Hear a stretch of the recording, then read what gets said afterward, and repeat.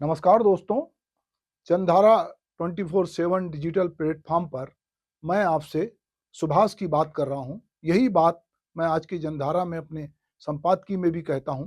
तो दरअसल मुझे लगा कि आज जो विषय है वो विषय बहुत गंभीर है, क्योंकि उस पे लगातार बातचीत हो रही है। मोहन भागवत की चेतावनी और मंदिर मस्जिद का हल।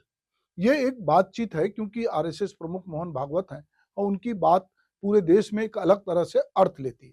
अभी कुछ दिन पहले ही अटल बिहारी वाजपेयी जी की जयंती के अवसर पर पटना में एक महिला कलाकार द्वारा गांधी जी का प्रिय और प्रसिद्ध भजन गाया जा रहा था, जिसमें ईश्वर अल्लाह तेरे नाम सबको सम्मति दे भगवान की पंक्तियां पर दर्शकों के बीच से खूब हल्ला मचा। विरोध हुआ, अंततः गायिका को माफी मांगनी पड़ी और कोई एक नेताजी उस पर उनको समझाई दे रहे थे। चलिए हम उस दृश्य को आपके साथ साझा करते हैं कि क्या कुछ हुआ था। रघुपति राघव राजा राम पतित पावन सीताराम श्री रघुनंदन जय सिया राम जानकी बल्लभ सीताराम। जय श्री राम, जय श्री राम। ये ऐसा है कि कलाकार का या अपने इरादा इनका सही था। कृपया अच्छा, एक जय श्री राम। मैं चाहती हूँ हाँ,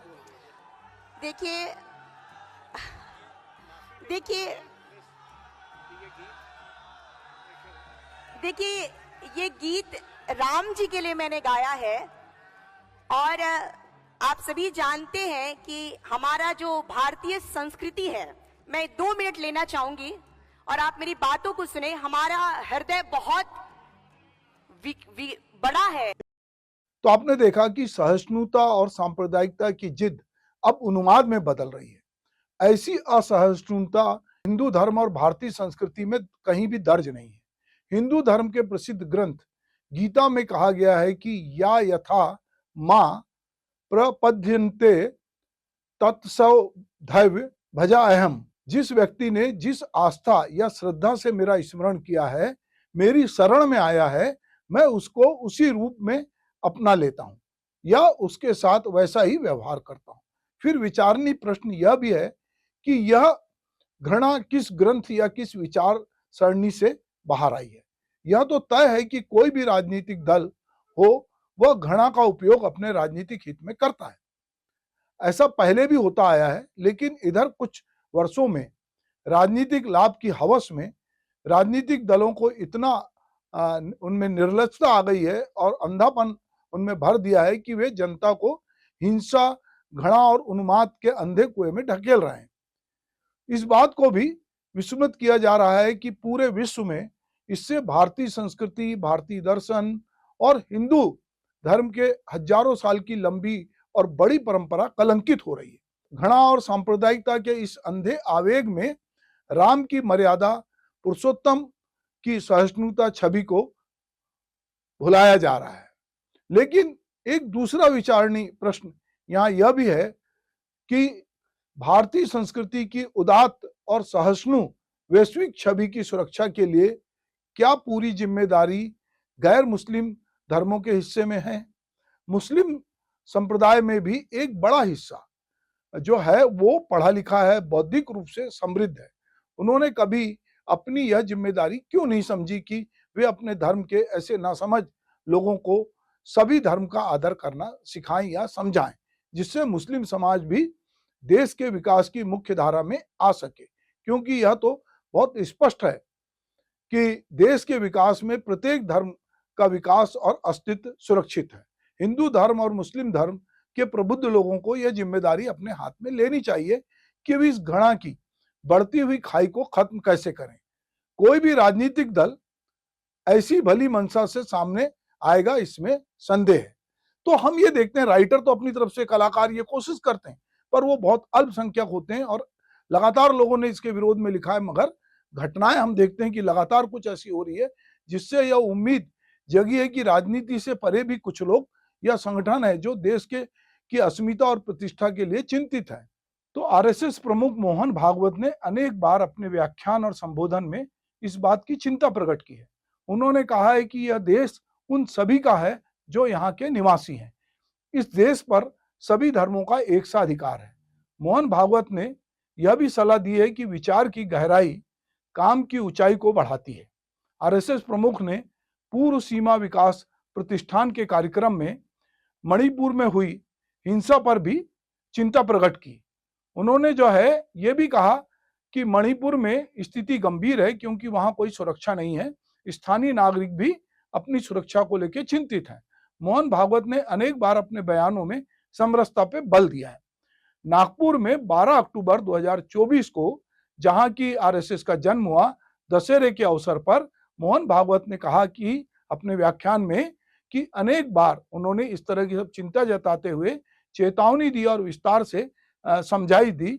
उन्होंने लोगों से हिंसा का सहारा ना लेने, समाज के किसी खास वर्ग पे हमला ना करने और किसी की आस्था, पूजा स्थल, पवित्र पुस्तक या उसके संतों का या उनके विचारों का या शब्दों का अपमान ना करने को कहा। आरएसएस प्रमुख ने अपने व्याख्यान में एक महत्वपूर्ण आग्रह यह भी किया कि अगर कोई व्यक्ति कुछ गलत करता है तो पूरे समुदाय को जिम्मेदार न ठहराया जाए। उन्होंने कहा कि अगर कोई और ऐसा करता है तो भी हमें संयम से काम लेना चाहिए। तो यहां मैं चलिए आपको आरएसएस प्रमुख का ये वीडियो आपके साथ साझा करता हूं। भारतवर्ष में जो कर्तृत्व हुआ है वो धर्म के कारण हुआ है। भारतवर्ष में जो संघर्ष हुआ है वो भी धर्म के लिए हुआ है।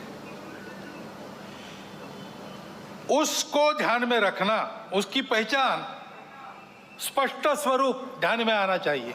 हम कौन है, उसके नाते हम कहे जाते हम सब हिंदू है, क्योंकि उस धर्म को जो शाश्वत है, सनातन है, सृष्टि के साथ अस्तित्व में आया है, सबको है, सबका है। हमने खोजा नहीं है, हमने दिया नहीं किसी को, हमने पहचाना केवल, इसलिए उसको हिंदू धर्म कहते हैं, जो वास्तव में मानव धर्म, विश्व धर्म है। ये सब मिला के व्यक्तिगत और राष्ट्रीय चारित्र्य बनता है। देश की सुरक्षा, एकात्मता, अखंडता व विकास के लिए यही दो पहलुओं महत्वपूर्ण है। इनका त्रुटि विहीन और संपूर्ण होना आवश्यक है। इसलिए सजगता और सातत्य के साथ इसकी आदत लगानी चाहिए। आदत की बात है, समझते सब है, करने की आदत जो पड़ी है उसको बदलने की बात है। इसलिए हमेशा सतर्क रखते एक एक कदम पर इसमें, इस चौखट में मैं ठीक चल रहा हूँ कि नहीं, ये देखना चाहिए। गुंडागर्दी नहीं चलने देनी है। गुंडागर्दी को किसी का सैंक्शन नहीं है, और गुंडागर्दी किसी की भी हो वो क्षम्य नहीं है। अपना और अपनों का प्राण और चीज वस्तु, इसकी रक्षा करना ये अपना अधिकार है, मूलभूत अधिकार है। तो आपने देखा कि वो क्या कुछ कह रहे थे। जो लोग आरएसएस को लेकर एक तरफा और एक पक्षी बात का आरोप लगाते हैं, उन्हें इस बात को भी ध्यान से सुनना चाहिए कि उन्होंने क्या कहा। असहिष्णुता और द्वेष भारतीय और मानव विरोधी दुर्गुण है। इसलिए चाहे कितना भी क्रोध क्यों ना हो, हमें अमर्यादित आचरण से बचना चाहिए और अपने लोगों को भी ऐसा करने से रोकना चाहिए। अपने आचरण में इस बात का ध्यान रखना चाहिए कि हमारे मन, वचन या कर्म से किसी की आस्था, पूज्य स्थान, महापुरुष, ग्रंथ, अवतार, संत आदि का अपमान ना हो। यदि दुर्भाग्यवश कोई ऐसा व्यक्ति दूसरा कर भी रहा है तो हमें अपने पे नियंत्रण रखना चाहिए। मोहन भागवत इस समय देश की संवेदनशील नब्ज पे हाथ रख रहे हैं। ये सारी बातों का न सिर्फ गंभीरता से समझने की जरूरत है, बल्कि स्पष्ट रूप से वो बता भी रहे हैं। और सबसे महत्वपूर्ण बात है कि उनको मानने वाले या उनकी विचारों से सहमत लोगों को इस पर खास ध्यान देने की जरूरत है।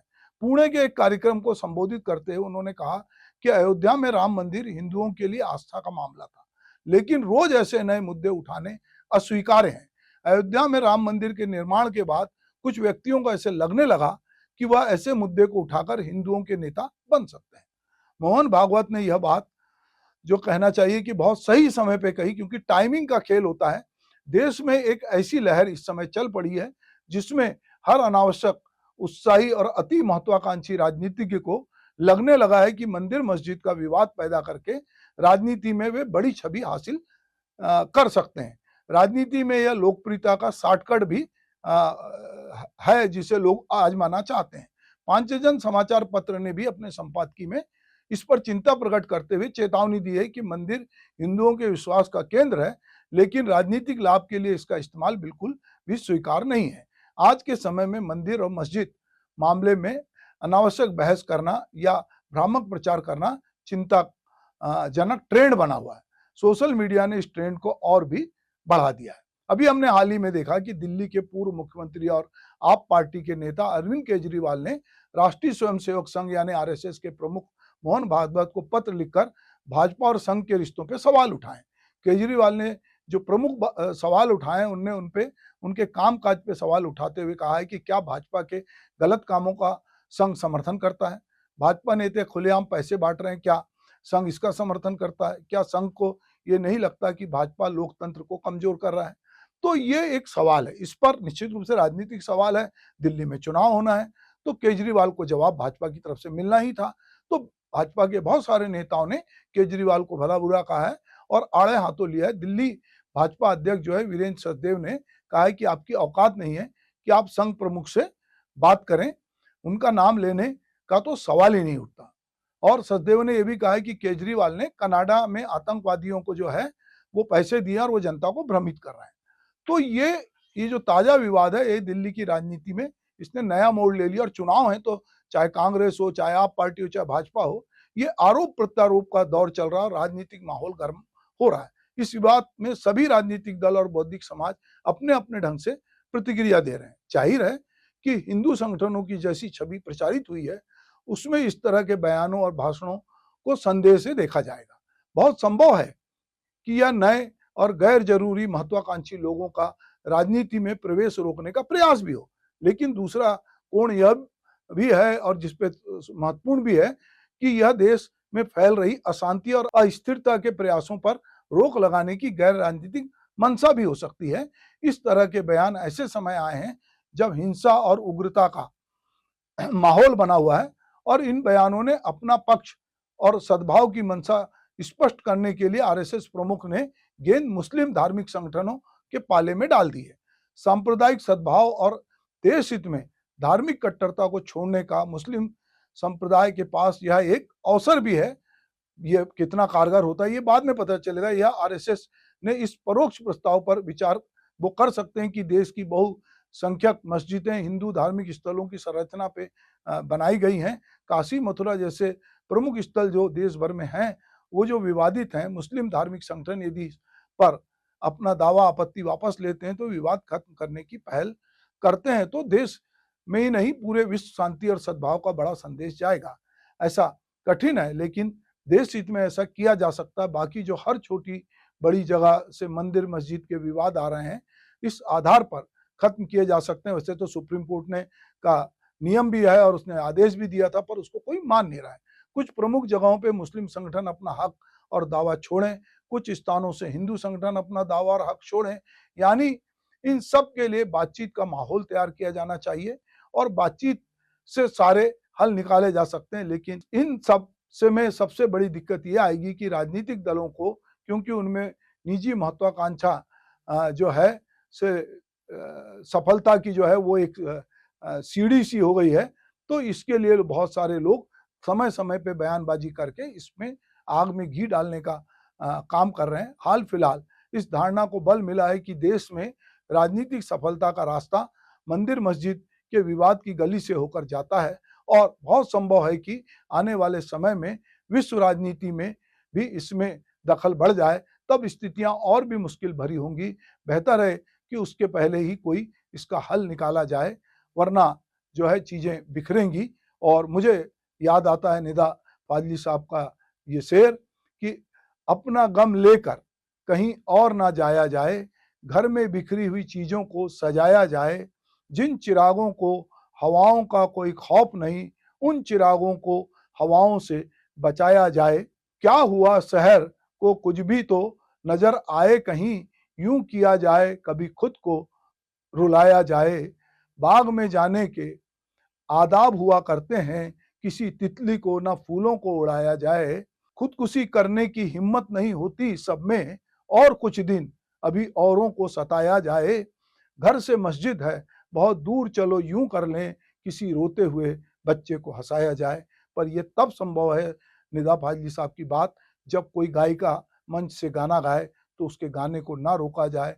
गांधी की दुहाई देने वाले लोग वैष्णव जन तो तेने कहिए, जो पीर पर आई जाने रे की पीड़ा को समझे, तब जाके मुझे लगता है कि ये माहौल शांत होगा, वरना आरएसएस प्रमुख समझाइश देते रहेंगे और बाकी अनुसांगिक संगठन और बाकी लोग उसके विरुद्ध आचरण करेंगे और क्रिया की प्रतिक्रिया स्वरूप बहुत सारे मुस्लिम संगठन और उससे जुड़े कट्टरपंथी नेता भी इसी तरह की बात करेंगे और सब लोग जो है आग में घी डालने का काम करेंगे और अपनी अपनी रोटियां सेकेंगे। पर देश की जनता और देश में जो माहौल होगा उससे निश्चित रूप से देश की छवि खराब होगी।